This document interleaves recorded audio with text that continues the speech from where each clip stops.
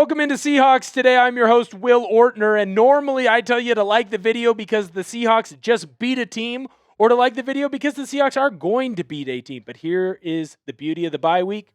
You don't play another team in the NFL. So if you love the Seahawks, come on in and smash that like button. If you don't like the Seahawks, apparently I've been told to like the video anyways.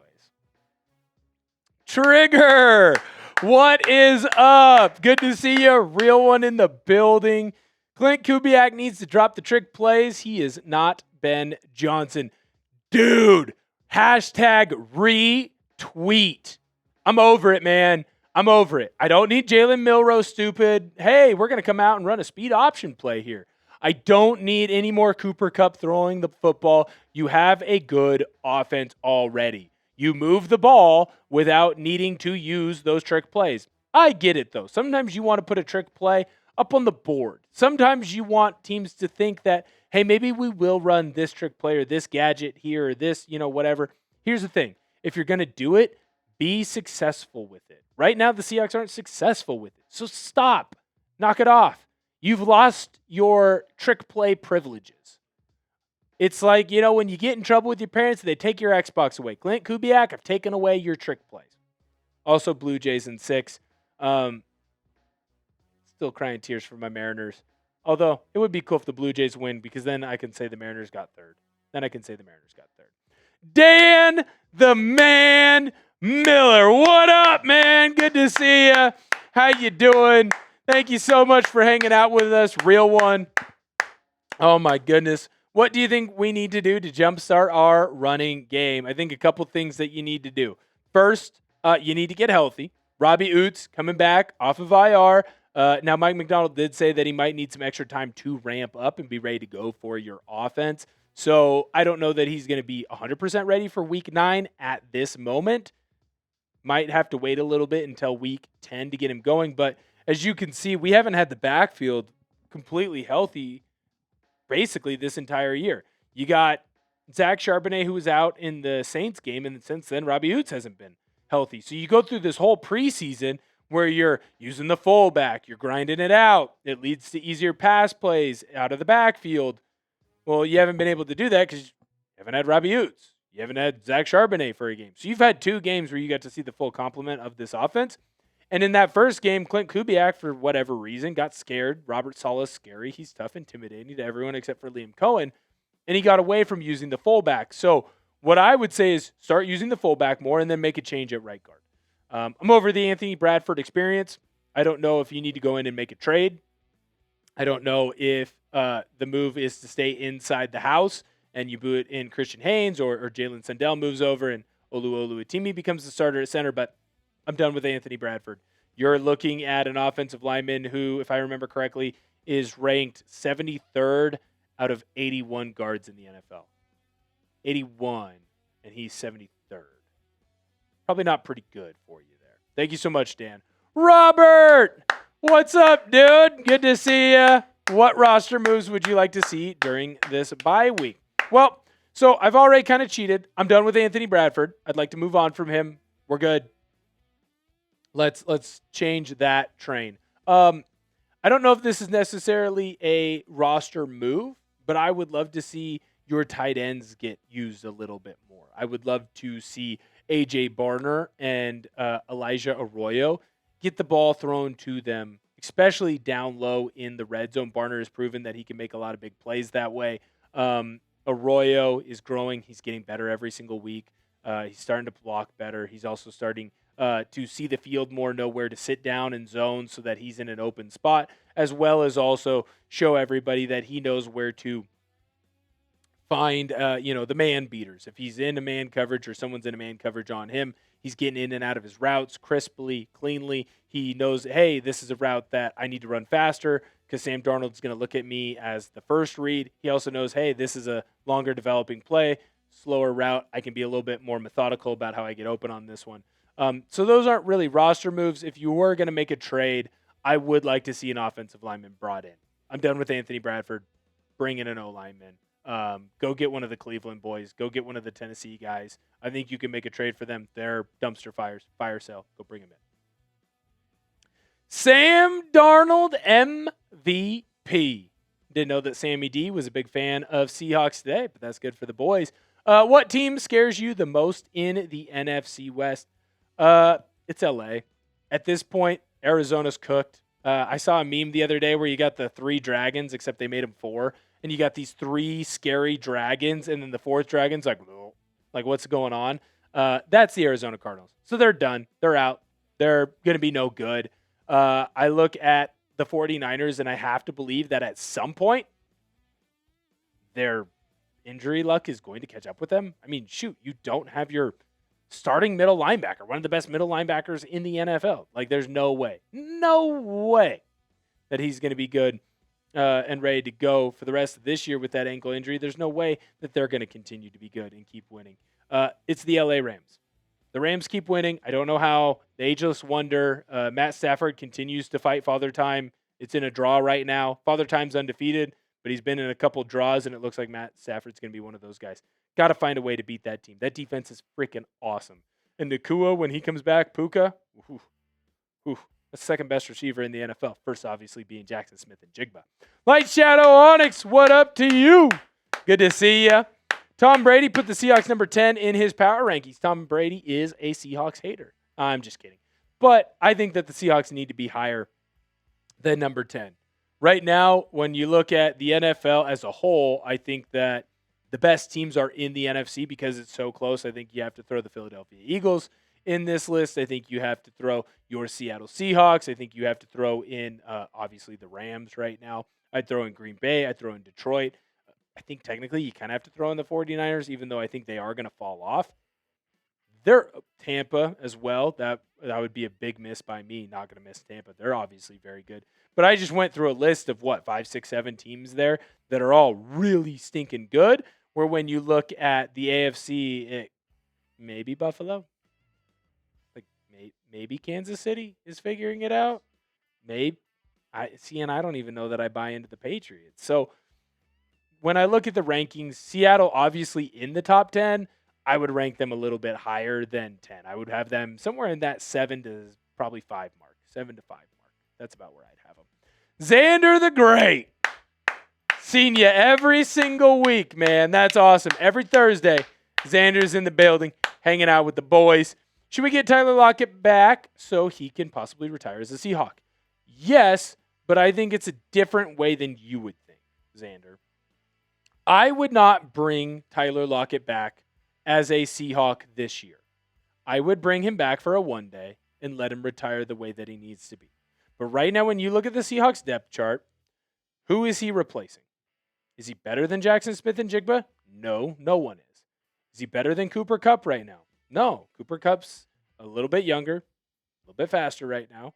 He knows where to run his routes. He's a little bit stronger, better in the blocking game. He knows how to get open on third downs, and he makes those crucial catches. Torrey Horton is Tyler Lockett when Tyler Lockett was, 1 year in the league, 2 years in the league, 3 years in the league. He's a younger, faster cat. He's a guy who it's going to take him a little bit of time, but once he does figure it out, kid's special. Then you look at all the backups. Bobo, Young, all play on special teams. They're all big special teams guys for you. And Cody White's a guy who's bounced back and forth between P-Squad and with the active roster. Another guy who plays special teams. At this point in his career, Tyler Lockett doesn't. So yes, Tyler Lockett should come back and retire as a Seahawk, but he should do it on a one-day contract. I don't want to see him for any extended period of time for your Seattle Seahawks. That'd be no good. If you love the Seattle Seahawks, you love NFL content, make sure you subscribe to the channel here on Seahawks Today. You do not want to miss out. Got great videos. Got great opinions, if I do say so myself. And every time you subscribe and watch a video, you get to see my pretty smiling face. So make sure you go and smash that sub button. I want to get into some more questions from you, the viewers, but before I do that, I need to tell you about our fine friends over at Prize Picks. You and I make decisions every day, but on Prize Picks, being right can get you paid. Don't miss any of the excitement this season on Prize Picks, where it's good to be right.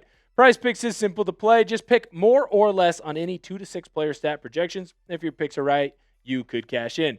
Prize Picks invented the flex play, which means you can still cash out if your lineup isn't perfect. You can double your money even if one of your picks does not hit. Prize Picks is the best way to win cash this football season. Which players are going off, which ones are overhyped. Make your picks in less than 60 seconds and turn your takes into cash all season long on Prize Picks. I have a 3-pick power play for this weekend. Jamar Chase, more on his receiving yards. Bijan Robinson, more on his rush plus receiving TDs. Jonathan Taylor, more on his rush plus receiving TDs. Download the app today and use code CLNS to get $50 in lineups after you play your first $5 lineup. That's code CLNS to get $50 in lineups after you play your first $5 lineup. Prize Picks. It's good to be right. Joe Mama 6'7", 6'7", 6'7", 6'7". Chat Sports Burner, clearly. Can JSN get 2,000 yards this year? Yes. Yes, Joe Mama. I do think that JSN could get to 2,000 yards. Now, he has to keep playing at the level and the rate that he has been, but I think what you've seen in not just the NFL, but in sports in general, when you have a player that's close to a record and a team can kind of control that, they do. Think of Russell Westbrook. Do you remember when he was going for his entire year triple-double average? Going into the last month of that season, you'd have Steven Adams boxing out and keeping everyone back so that Russell Westbrook could go in all by himself and get a rebound. He just had to show up. Think about last year. Mike Evans was going for 10 years in a row of 1,000 yards receiving, whatever that record was. And what did the Tampa Bay Buccaneers do? They throw him a bubble screen in a meaningless game that they're already up, that the game's already over, just so that he can break that record. If Jaxon Smith-Njigba going into that final month is within 600 yards of 2,000, they're going to find a way to make sure that he gets there. They are going to make sure that Jaxon Smith-Njigba gets to 2,000 yards. And I think as long as he doesn't get hurt, if he stays healthy the whole way, why can't he, man? No one can guard that guy, inside or outside. He's freaking special. Paulie, what up, man? Good to see you. Or man, good to see you. True or false, Seahawks will trade at least 2 players by the deadline. I'm going to say false. I do think you make a trade, though. There's just so much buzz and rumors and things going around. I mean, shoot, the Rappaport rumor on Riq Woolen was a month ago, and everyone was pretty clear on that came from inside the front office. It was pushed out there that Seattle wanted to trade Riq Woolen. So I do think the Seahawks trade a player. I just don't know that you get to 2 right now. And I don't know that Riq Woolen's even the one that you get traded. But I think with the amount of rumors that are flying around for your Seahawks, the amount of buzz, it's been clear from the insiders. Rossini said it, Schefter said it, Fowler said it. It's that Bowen said it. You have all these pieces that people are trying to trade, either because they don't fit into the current team or they're not going to fit into the future of the franchise, that are just trying to get offloaded, get moved on from, especially a lot of guys that are in the last year of the contract. I think the Seahawks will make a move. They'll go and make a play, especially when you've shown how well you can play so far up to this year. If you can go and add an extra corner, or you can go in and add an offensive lineman, especially a right guard. If you can go and do those things, now you're going from a 5-2 team to maybe you're a team that can be 8-2, 9-2, right? Maybe you're a team that you're not talking about, hey, will you get to the postseason as a wild card? It's, are you going to get a home game? Maybe even look at, are you a team that could potentially get a bye? So, yes, I think the Seahawks make a trade. I just don't know if it's 2. I'd say false on 2. Jimmy, what up, dude? Good to see you. I don't think we can afford to lose depth at cornerback. Keep Woolen. So, Jimmy kind of agrees with me right there. He wants to keep Riq Woolen in the building. Now, what I do find interesting, Jimmy, is maybe you trade Riq Woolen, but are you able to trade Riq Woolen for a Russell Douglas or a Roger McCreary? Does that change your opinion? Because right now, I agree with you. Keep Riq Woolen in the building. He showed you what he can do on Monday night. I mean, he gave up 2 catches? Whatever that number was against the Texans. But if you move on from him, do you bring in another corner that fits more of the zone scheme, the zone system that you want to see in the Mike McDonald system? Because Riq Woolen, great man coverage corner. Great. Ideal. Fast. Long. Strong. In the zone, you need to be a little bit more of a thinker, and we've seen some lapses in judgment from Riq Woolen. So maybe that's an opportunity if you do move on from Woolen, which Jimmy disagrees with. Maybe if you go in and you get a corner that fits the system a little bit better, maybe that could be an upgrade there as well. Smapoy boy. Sma. Remember, if I pronounce your name incorrectly, I didn't. You just heard it incorrectly. Is Drew Lock someone to look at being traded by the deadline? I would say no, because you already had reports on Drew Lock being called about by the Cincinnati Bengals. So when the Bengals were looking at potentially who their backup was going to be once they decided Jake Browning wasn't going to work, hey, do you go right to Joe Flacco? No. They went to the Seahawks and asked about Drew Lock. Now, the Seahawks obviously were like, give us Trey Hendrickson, give us more. And that wasn't something that they were willing to do over in Cincinnati. But I think right now for your Seattle Seahawks, I think Drew Lock is going to stay. I think there was a hope that maybe Jalen Milroe could grow into that role. He just isn't there yet. That's fine. He was a player that it was going to take time for him to grow into that role. So right now you're sticking with Drew Lock, and he's going to be someone that's going to be a backup for you in Seattle, and I love that. The real John Pork, as opposed to the fake John Pork. Love that. Good to see a real John Pork. That's awesome. In your opinion, will the Seahawks make a move by the trade deadline? Yeah, I think I'm at that point. I think the Seahawks do make a trade at the deadline. Am I willing to risk my life on it? No, probably not. But I think at this point, there's been enough rumors around the Seahawks, and you have a team that has a glaring need offensively.